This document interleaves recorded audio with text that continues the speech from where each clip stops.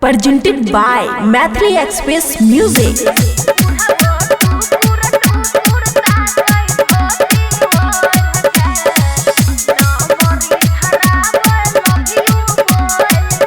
खुशी recording studio Baluaha.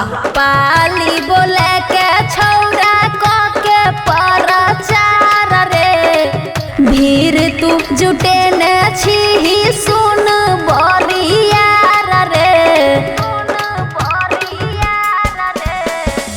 पाली बोले के छौड़ा क के परचार रे भीड़ तू जुटे ने छी सुन बरियार रे बुढ़ावो टुकुर टुकुर ताकई धोती ओढ़ के नमरी धर